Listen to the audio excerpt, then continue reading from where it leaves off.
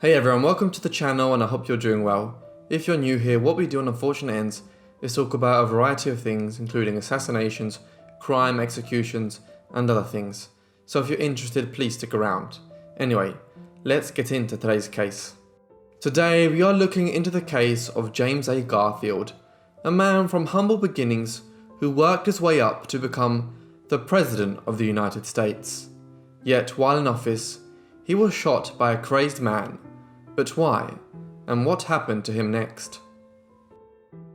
James Abram Garfield was born on the 19th of November 1831 as the fifth and youngest child of Abram and Eliza Garfield. Although his family dated back to the Massachusetts Bay Colony, Garfield was born into poverty in a log cabin in Ohio.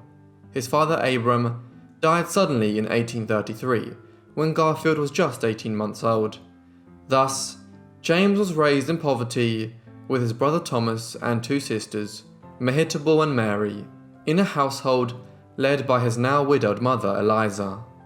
Poor and fatherless, Garfield escaped his turbulent and difficult early life by reading every book he could get his hands on. In his adolescent years, he towed barges up the Ohio Canal to help care for his family. Then in 1847, at the age of 16, James found work on a canal boat. Though after barely 6 weeks, illness required Garfield to return home, and throughout his recovery, his mother and a local education official made him promise to postpone his return to the canals for a year and continue his education. Subsequently, in 1848, he began at Geauga Academy. Speaking of his childhood as an adult, Garfield later said, "I lament that I was born to poverty, and in this chaos of childhood, 17 years passed before I caught any inspiration. A precious 17 years, when a boy with a father and some wealth might have become fixed in many ways." Garfield attended Geauga Academy from 1848 to 1850 and excelled as a student, being particularly absorbed by languages and diction. Here, Garfield met Lucretia Rudolph, whom he would later marry. Throughout his studies, it was said that James began to appreciate the influence a narrator had over an audience. Garfield wrote later on that the speaker's platform creates some excitement. "I love agitation and investigation, and the glory in defending unpopular truth against popular error." After leaving Geauga, he registered to the Western Reserve Eclectic Institute in Hiram, Ohio. Time passed, and Garfield had been here for 3 years, but felt that the institute had little more to offer him at this time, and so he transferred and then graduated from Williams College in Williamstown, Massachusetts.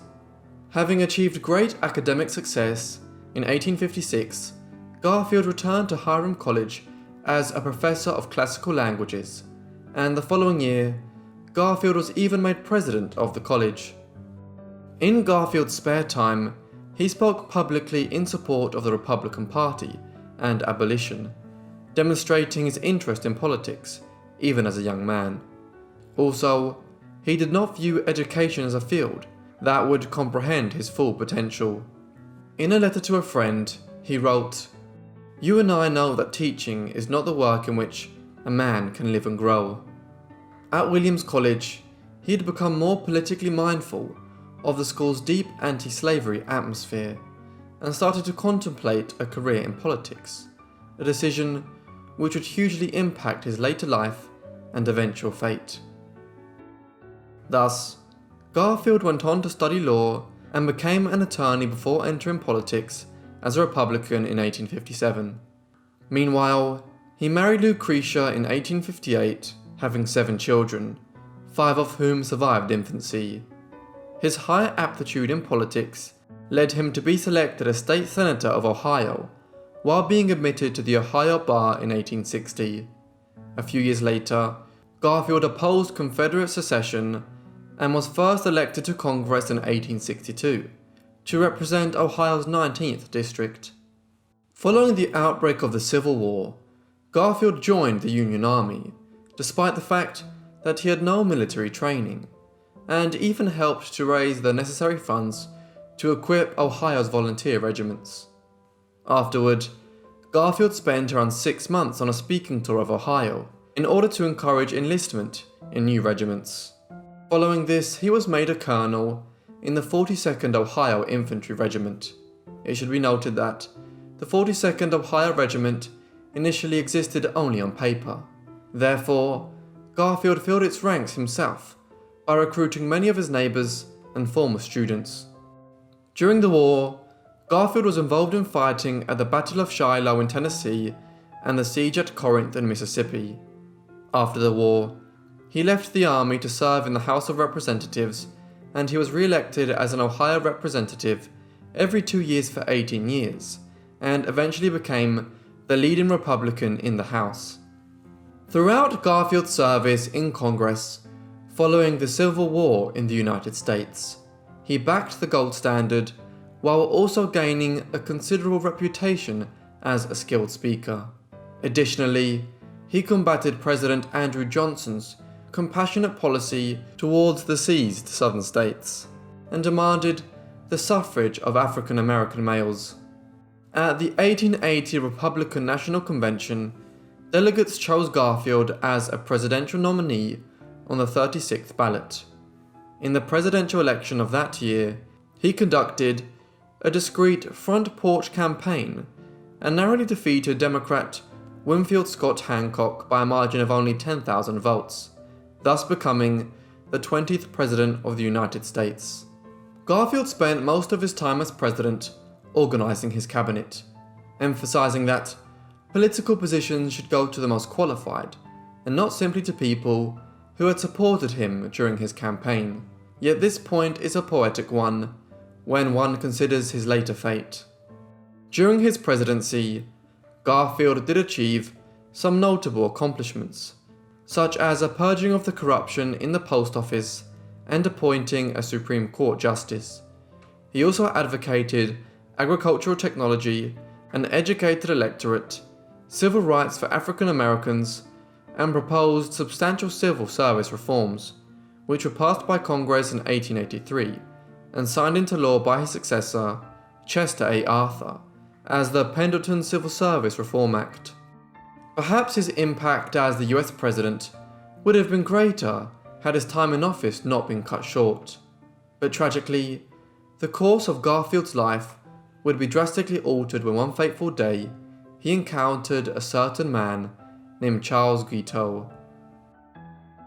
Charles Julius Guiteau was born in Freeport, Illinois in 1841. He came from a somewhat humble background, but was still given a good education.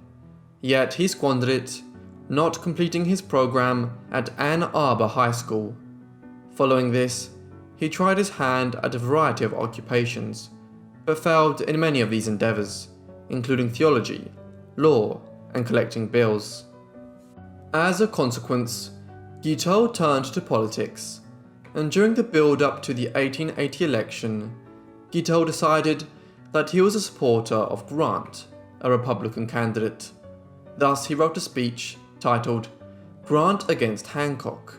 Yet, when Grant lost the nomination to James Garfield, Guiteau reviewed his speech and altered it to be titled "Garfield Against Hancock."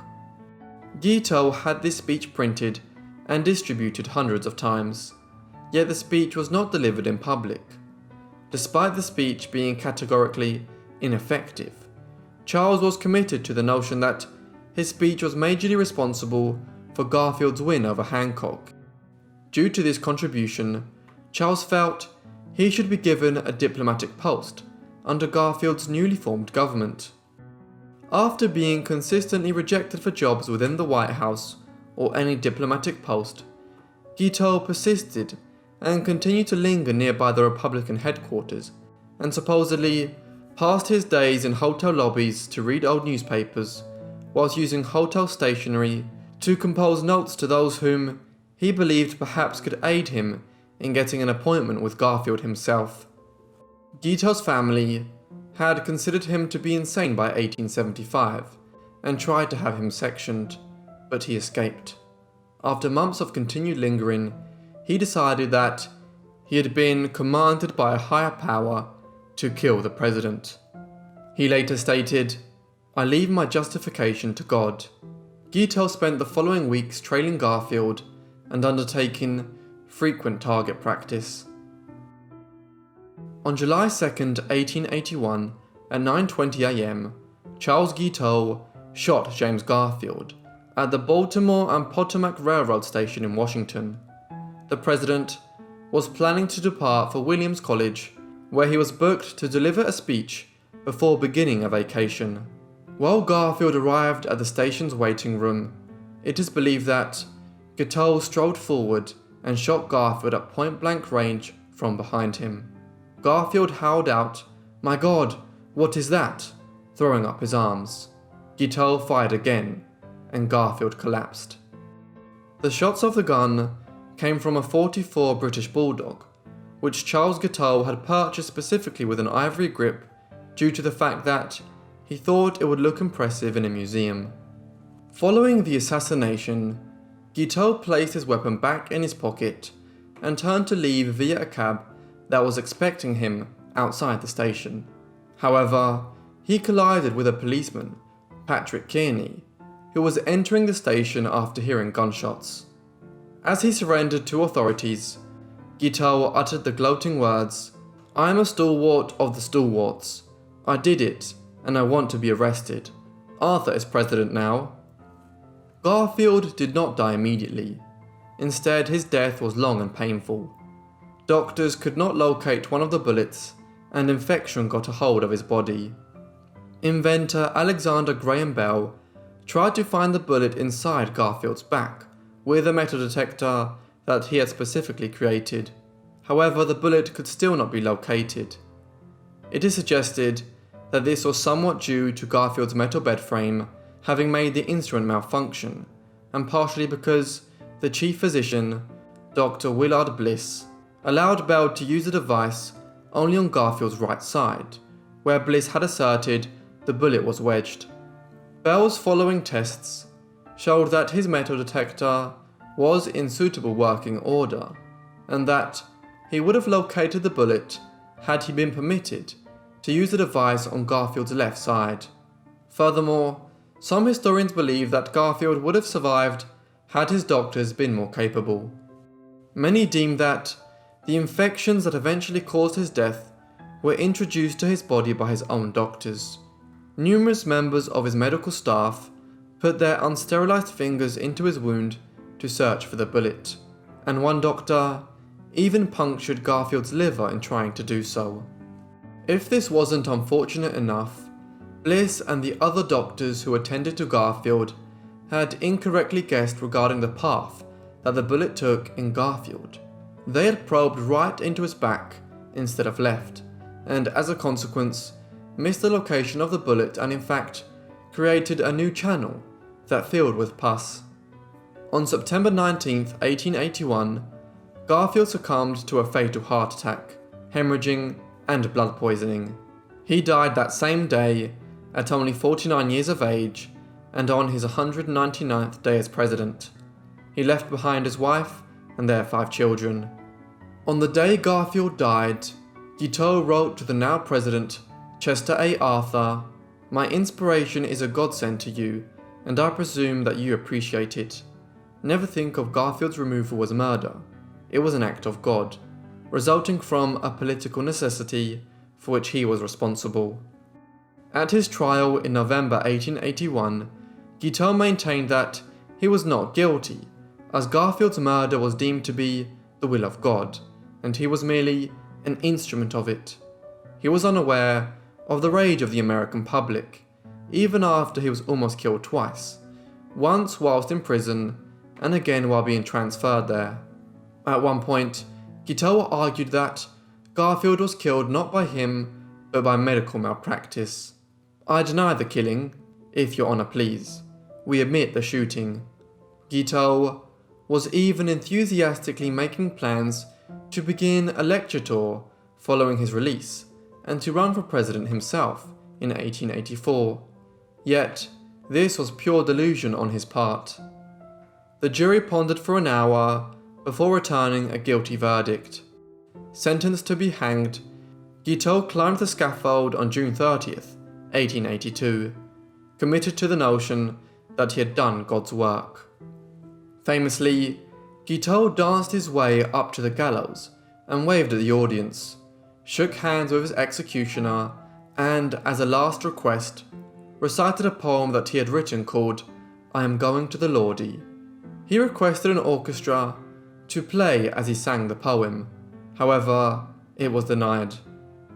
The public and the media alike were both fanatical regarding the drawn-out passing of the president. It is even said that the public mourning for Garfield was more extravagant than the grief displayed in the wake of President Abraham Lincoln's assassination.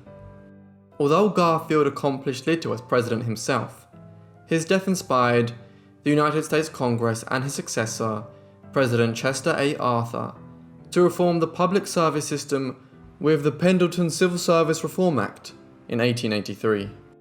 This act reversed the spoils system where office seekers paid up or gave political service to obtain or keep federally appointed positions.